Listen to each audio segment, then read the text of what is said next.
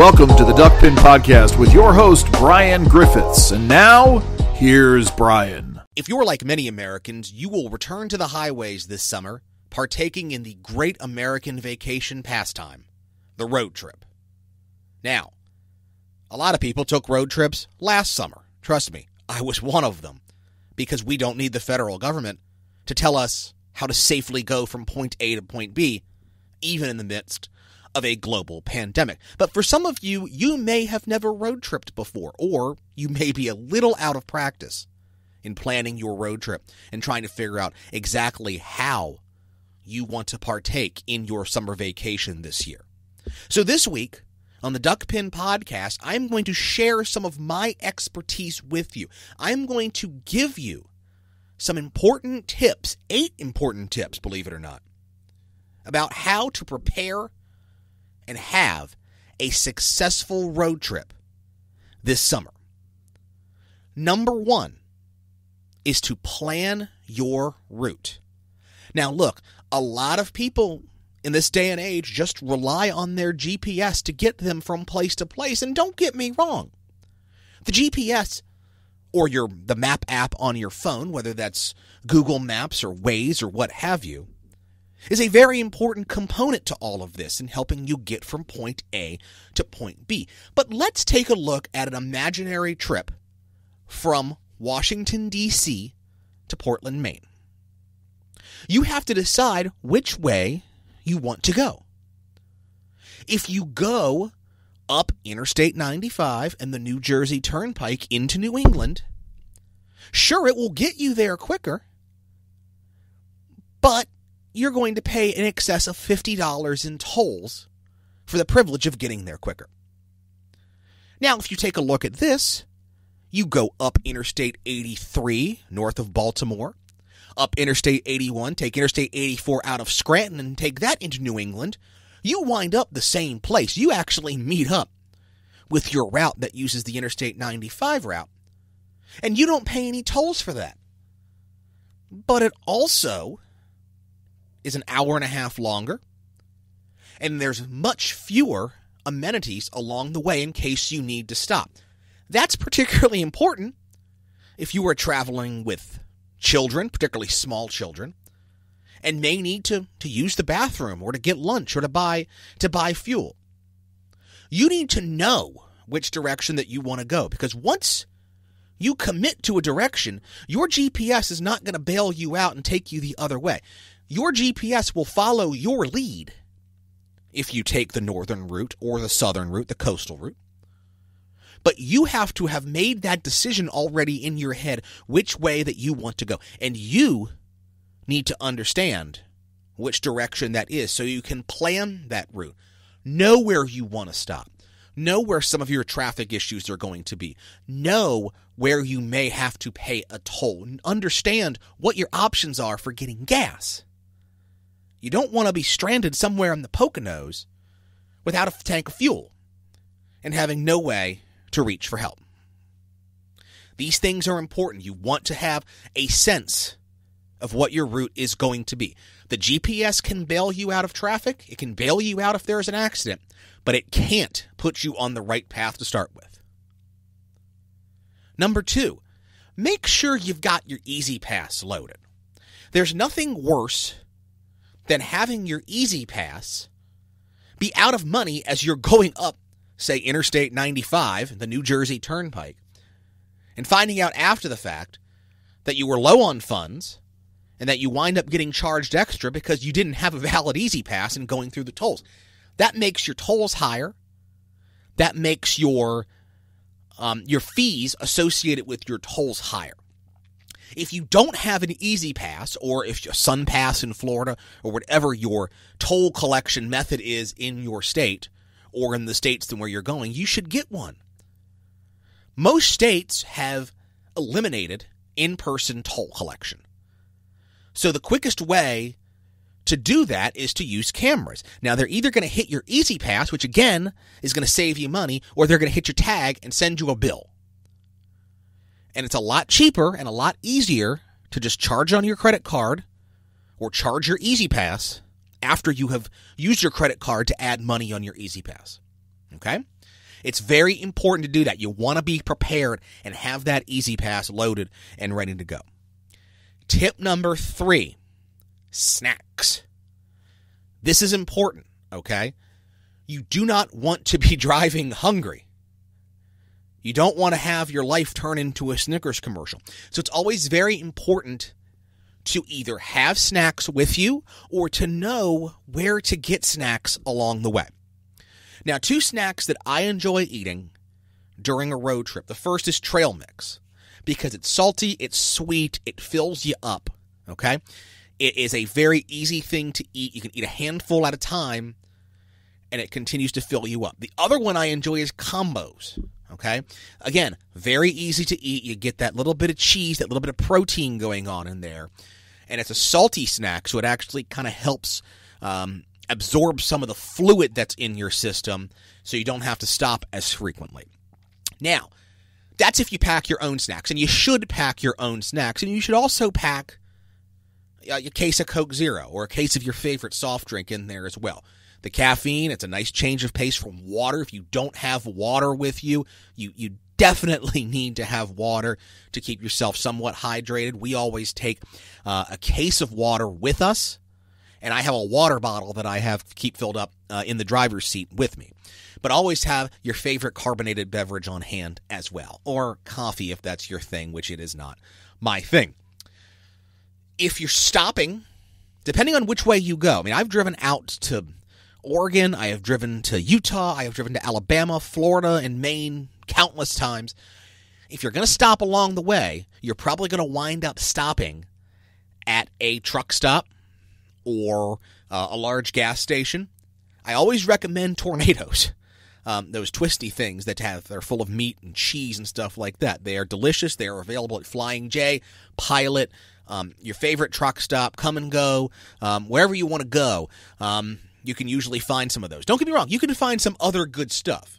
I will always speak well of the breakfast burrito at the Bosselman's truck stop along Interstate 80 in Grand Island, Nebraska. One of the best breakfast meals I have ever had.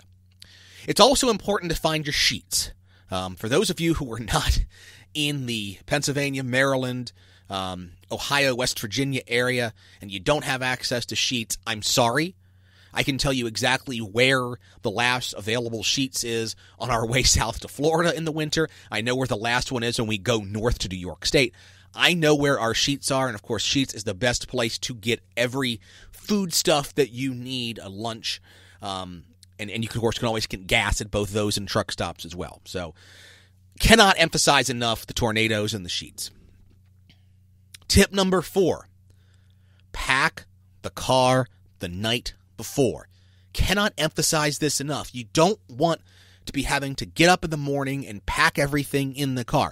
Sure, if you are traveling with kids, there are going to be things that you can't take until the night before. Their favorite blanket, their favorite sound machine, their favorite toy. That's fine. You understand that. But all the big stuff, all the clothes, all of the food that you're packing, all of the large items go in the night before. Pack only what you have to do, kid stuff, toiletries, perishables, in the morning. You don't want to be taking up your entire morning packing your car before you go. When you pack your car like that in a hurry, mistakes get made. You always want to pack your car in a manner that requires anything that you may need on the road to be the easiest to remove from the car. For example, when traveling with children and you have to take a pack and play with you, make sure that is near your trunk door. Also, make sure that you have a go bag, okay? The go bag is not your main suitcase. It's the bag of clothes that you're going to use for that night at your hotel. Say, for example, you are traveling with children to Florida. You don't want to make the entire trip to Florida at one time, and you stop in Georgia on the way down there. Trust me, this is the voice of experience talking. You stop and stay Savannah on the way down there. You have a bag full of clothes and other accessories that you need for your entire traveling party in that go bag. All you do is grab the go bag, take it out of the car, you leave everything else in the car, take whatever other things that you may need, toiletries, pack and play, etc., take that into your hotel room, and you are set. Packing smartly and packing that vehicle smartly is the way to go. You know your vehicle, okay? We actually upgraded to a minivan. We chose a minivan over an SUV because it gave us a larger number of configurations and ways that we could use it to pack efficiently.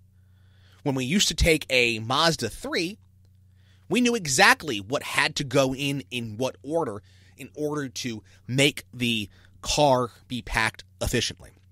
But always, always pack smart. Pack your large items that you're going to need at the end of the trip at the back, and make sure that you have that go bag and those necessary items that you need along the road very easily accessible by your trunk door. Tip 5, make sure that you have your audio plan in place. This is your audio plan for the car, okay? If you have satellite radio, this is not a problem. Our satellite radio stations are preset.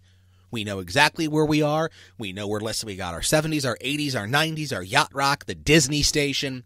Everything in between is already pre-programmed, and you know that you're going to have access to that satellite feed all the way down the road. So if you are in that position, then you're already set. You don't have to worry about anything. When I traveled alone, when I travel by myself, I either listen to music. Back 10 years ago when I traveled across the country, I had 5,000 songs on an iPod, and I just basically played it all the way through without skipping, all the way out to Oregon and back. And it took me a couple of days before I finally, almost 2 weeks before I finally got back to the beginning. If you have audiobooks, podcasts, make sure that you've subscribed to them and you know how to do them. If you're using Stitcher, all you're going to do is just stream it anyway. If you are downloading things, make sure they are downloaded before you go. If you are going to listen to commercial radio, make sure that you have a station list available. If you say, one year we were traveling south to Florida for Christmas, and we had every Christmas station between Maryland and Florida identified, so we knew exactly which station to flip to for Christmas songs.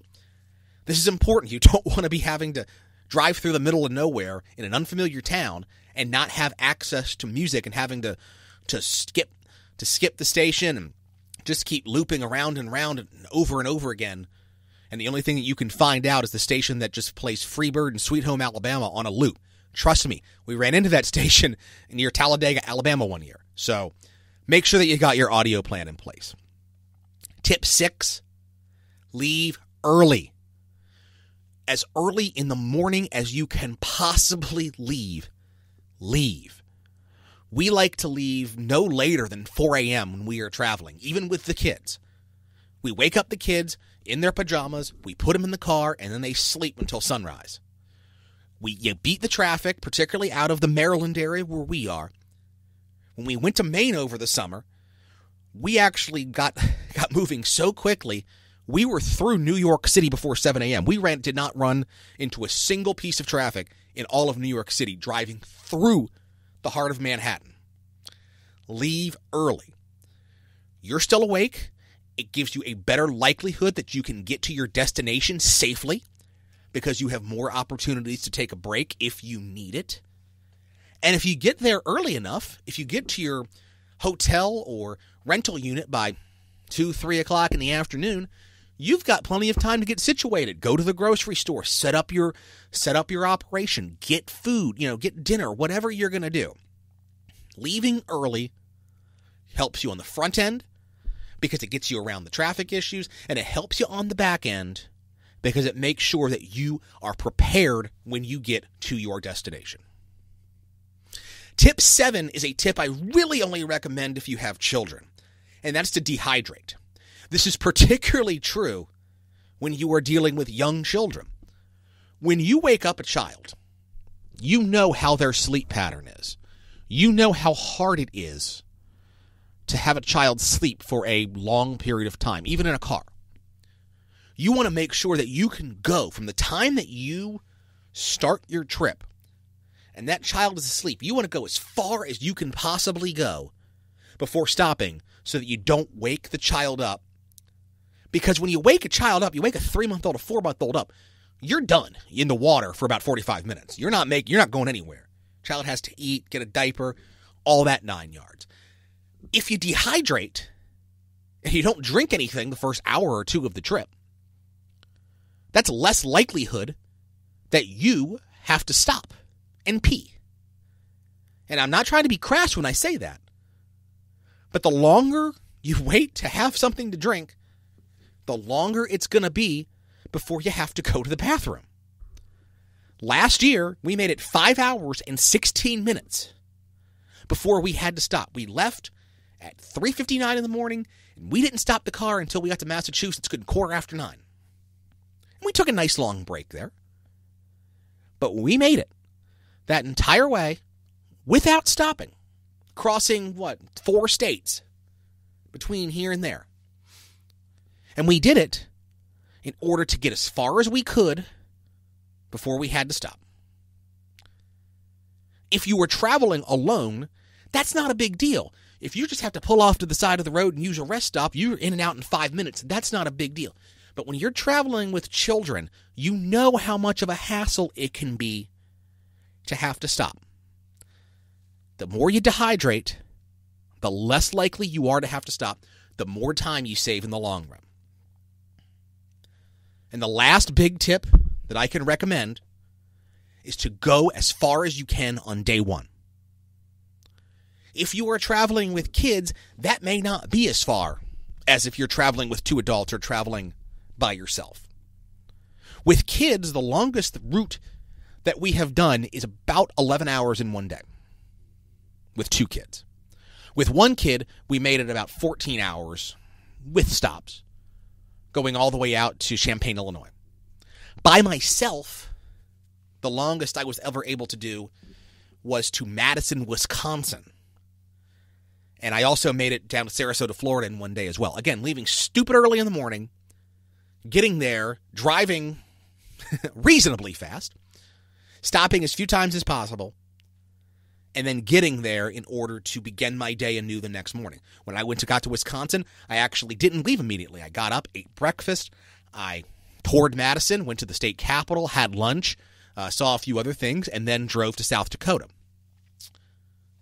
These are important because if you're having a multi-day trip, if you're like me and you're driving to Oregon and you're doing that in a 14-hour block and then 6-hour blocks along the way, the farther you get the first day, the more time you're going to have to stop and to see other things along the way. Or if you're like us and we drove from home to Champaign, Illinois, to Omaha, to Wyoming, to Utah, and then back. It took us 4 days, 3 nights to drive out to Utah. But that's a lot a lot shorter than it could have been had we not gone longer that first day.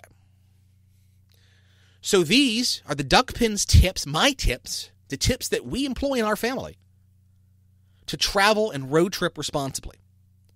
I can't tell you how wonderful it is, the experience of going on a road trip. Just to drive and to see what is out there.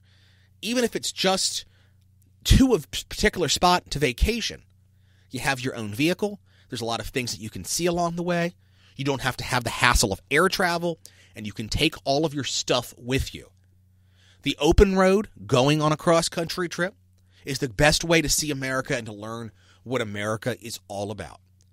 Do you have more travel tips that you think I should include in a future episode of this video?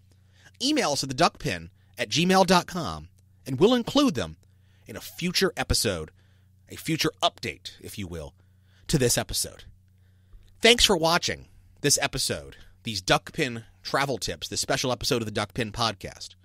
And please, be safe and see America this summer. This has been the Duckpin podcast.